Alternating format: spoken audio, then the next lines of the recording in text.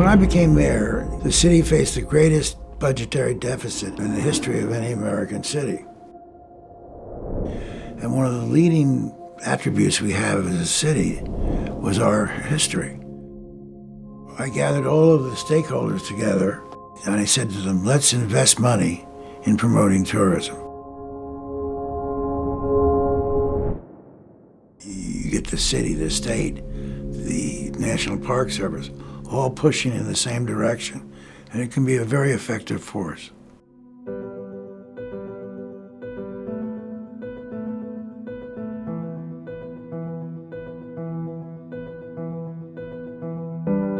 Obviously, there's so much history that happened in Philadelphia, and at the time, it was the hall and the bell in a glass-enclosed case that sat at the foot of Market Street.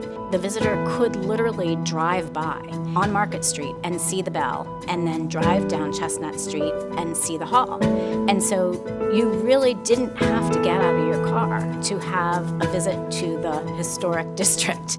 And so the vision was to make sure that there was a proper visitor experience. And the Visitor Center has been a focus of that for the past 20 years. Everything is about the visitor experience in Philadelphia. That drives everything that we do. The importance of having this public amenity for all from the city and the region and welcoming everyone through our doors. And you don't need a ticket to get into the Visitor Center. We have real, true history here. We have where this country began. There's nothing artificial about this. It's the real deal. The fact that the nation started here, you can't get away from how important it is to be here. This idea of freedom and liberty and justice, these principles that our country was founded on, they all intersect here. We have a wealth of history, but we're also making history. You need to invest in the tools in which that story is told.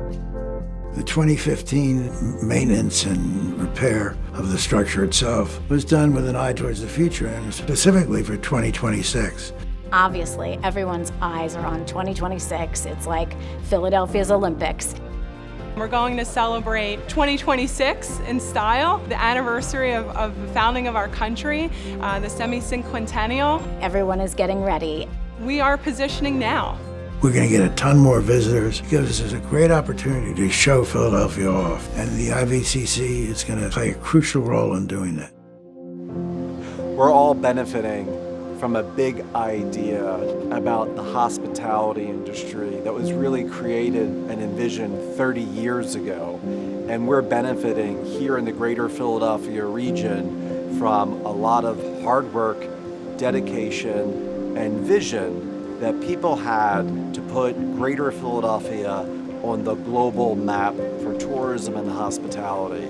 And this building, this gorgeous building, is just yet another symbol of the way that people thought big, the way that they transformed the visitor experience to be visitors first, and also to take something that was our international calling card, Independence Hall and the Liberty Bell, and get people not just to drive by, but to stop, spend a few days, and get to discover the richness of the cultural diversity and the fun that you can have in an experience here in Greater Philadelphia.